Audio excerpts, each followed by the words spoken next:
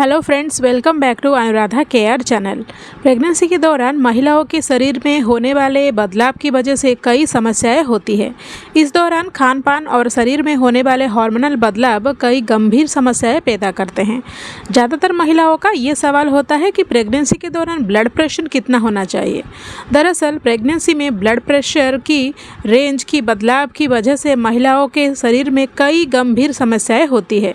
कई महिलाओं में ये देखा गया है कि प्रेगनेंसी के दौरान उनको पैरों में सूजन की समस्या होती है, जिसे हाई ब्लड प्रेशर के लक्षण भी माना जाता है।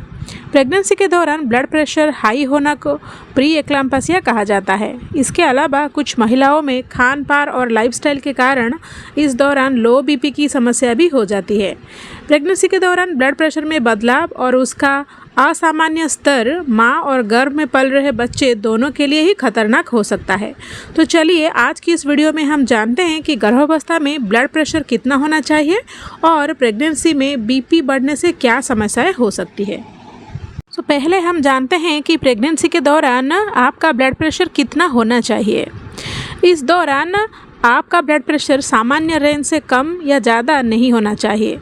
कई बार अस्थायी रूप से महिलाओं का रक्तचाप या फिर बीपी घट या बढ़ जा सकता है, लेकिन ये कुछ समय बाद खुद ही सामान्य हो जाता है। सामान्य रूप से गर्भावस्था के दौरान महिलाओं का ब्लड प्रेशर 120/80 मिलीमीटर HG के भीतर होना चाहिए। ब्लड प्रेशर इससे ज़्यादा होने पर आपको हाई बीपी की समस्या हो सकती है। प्रेगनेंसी में आपको कई कारणों से हाई बीपी हो सकती है। प्रेगनेंसी में हाई बीपी होने पर आपको चक्कर आने की समस्या या आंखों के सामने धुंधला दिखाई देना हो सकता है।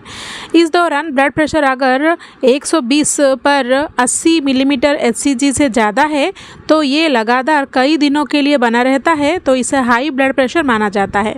इसीलिए आपको हमेशा अपना ब्लड प्रेशर ट्रैक करना चाहिए। अगर प्रेगनेंसी के दौरान ब्लड प्रेशर बढ़ता है तो आपको कुछ लक्षण दिख सकते हैं, जैसे कि आपको बार बार चक्कर आ सकता है, आपको पेशाब कम बनता है, आंखों के सामने अंधेरा छा जाता है, अचानक वजन बढ़ने लगता है, गंभीर सिर दर्द होता है, पेट के ऊपरी हिस्से में भी दर्द होने लगता है। अगर ये सारे लक्षण आपको दिख रहे हैं तो हो सकता है कि आपका ब्लड प्रेशर हाई हो गया है। चलिए आप जानते हैं कि प्रेगनेंसी में लो बीपी होने पर आपको क्या क्या संकेत दिखाई दे सकता है। ब्लड प्रेशर का स्तर जब सामान्य से कम हो जाता है तो इसे लो ब्लड प्रेशर की स्थिति माना जाता है। प्रेगनेंसी के दौरान ब्लड प्रेशर लो होने के कई कारण होते हैं। लो ब्लड प्रेशर होने पर आपका ब्लड प्रेशर 90/60 मिलीमीटर HG हो सकता है। कई बार यह समस्या अस्थायी कारणों से भी हो सकता है और अपने आप ठीक हो जाता है, लेकिन कुछ मामले में ये समस्या लंबे समय तक बनी रहती है। इसीलिए आपको समय समय पर अपना ब्लड प्रेशर ट्रैक करना चाहिए।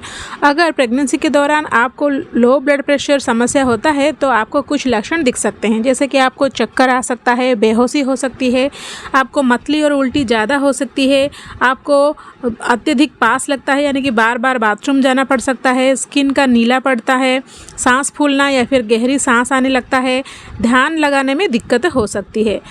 अगर प्रेगनेंसी के दौरान आपका ब्लड प्रेशर लगातार बढ़ता जाता है तो आपके गर्भ में पल रहे बच्चे को भी नुकसान पहुंचता है। हाई ब्लड प्रेशर की वजह से आपका ब्लड सर्कुलेशन बाधित होता है और उसकी वजह से शिशु तक जरूरी पोषण और ऑक्सीजन कम मात्रा में पहुंचता है।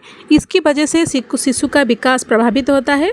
अगर प्रेगनेंसी के दौरान लगातार आपको हाई ब्लड प्रेशर की समस्या का सामना करना पड़ता है तो उसकी वजह से आपको प्री एक्लाम्पसिया की समस्या हो सकती है।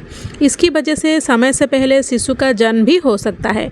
इसके अलावा गर्भवती महिलाओं में हाई बीपी की वजह से हार्ट से जुड़ी बीमारियां, हार्ट फेलियर की खतरा भी हो सकता है। तो चलिए अब हम जानते हैं कि प्रेगनेंसी में ब्लड प्रेशर आप कैसे कंट्रोल में रख सकते हैं। प्रेगनेंसी में ब्लड प्रेशर को कंट्रोल में रखने के लिए आपको लगातार अपने ब्लड प्रेशर को ट्रैक करते रहना चाहिए। उसके अलावा खान पान पर भी ध्यान दें और लाइफस्टाइल से जुड़ी जरूरी बदलाव से आप इसे कंट्रोल में रख सकती है। इस दौरान शारीरिक रूप से एक्टिव रहने से आपका ब्लड प्रेशर कंट्रोल में रखने में ज़्यादा फ़ायदा मिलेगा। इसके अलावा नमक का सेवन संतुलित मात्रा में करें और आप प्रेगनेंसी से ब्लड प्रेशर से जुड़ी परेशानियों को दूर करने के लिए ज़्यादा से ज़्यादा तरल पदार्थ जैसे कि छाछ, जूस, नारियल पानी, लस्सी इत्यादि सेवन करें।